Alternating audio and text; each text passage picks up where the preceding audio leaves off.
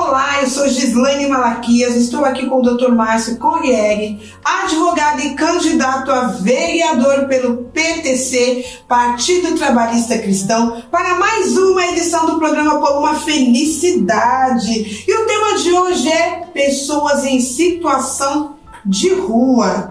Márcio, como você avalia a questão dos moradores de rua na cidade de São Paulo? Olha, Gislaine, o problema dos moradores de rua na cidade de São Paulo é um problema bastante complexo, né? Envolve diversas áreas, né? Envolve saúde, envolve segurança pública, envolve assistência social, não é?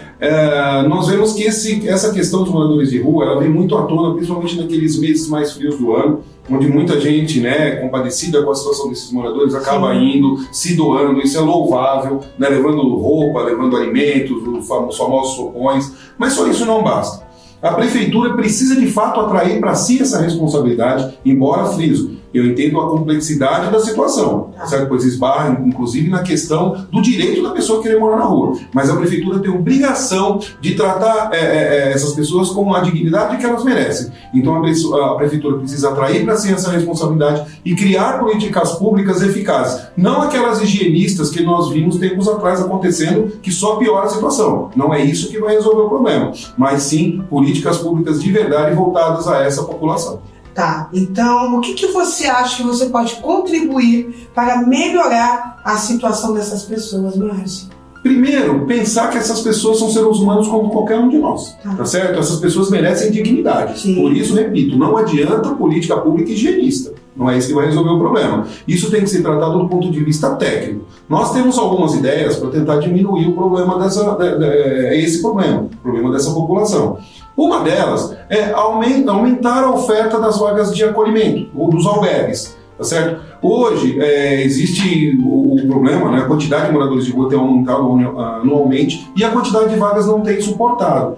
Esse problema tem se espalhado para as periferias e nós não vemos a mesma estrutura de acolhimento que nós temos no centro da cidade, que já é deficitária, também na periferia. Então nós temos que aumentar a vaga de acolhimento e nós temos que levar essa estrutura de acolhimento também para as áreas periféricas da cidade.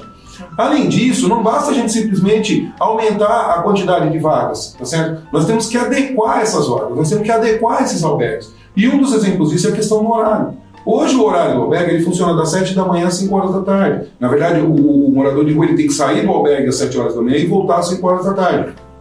Se ele não estiver no albergue às 5 horas da tarde, ele simplesmente não pode entrar, ele tem que pousar na rua, ele tem que dormir na rua. E se ele estiver trabalhando, Márcio, como que faz? Essa é uma grande questão, tá certo? Então eu vi entrevistas recentes, inclusive de moradores de rua, conversei com algumas pessoas ligadas a esses movimentos, e essa é uma das reivindicações, tá certo? Então se a pessoa hoje trabalha das 8, por exemplo, às 6 horas da tarde, ou ele dorme na rua ou ele não trabalha.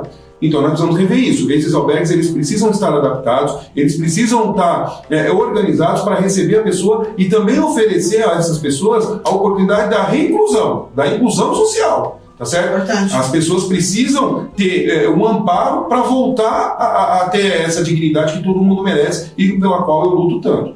Né? Mas não é só isso, tá certo? Além disso, nós temos, por exemplo, alguns imóveis lá no centro da cidade que estão totalmente abandonados ou invadidos. Né? Alguns, inclusive, nós tivemos um caso recente do imóvel lá que caiu. Sim. Né? Matou gente, inclusive, teve vítimas fatais, lamentavelmente. Então o que a prefeitura precisava fazer? Cadastrar esses imóveis, cadastrar essas famílias, pegar essas famílias, removê-las temporariamente de lá, levar para um local adequado, tá certo? Não deixar na rua, vivendo em acampamentos, não. Levar para um local adequado, reformar esses imóveis públicos e dar a essas pessoas que lá estão o título de posse, mas o título de posse realmente organizado, né? Com segurança, com higiene, coisa que nós não vemos hoje, tá certo? Então a prefeitura precisa trabalhar nesse sentido. Além disso, nós temos a ideia de criar, de trabalhar, na verdade, para criar, porque nem tudo está ao nosso alcance exclusivo, certo? Nós vamos criar diálogos e, de repente, um projeto de lei para criar centros de higiene para esses moradores de rua.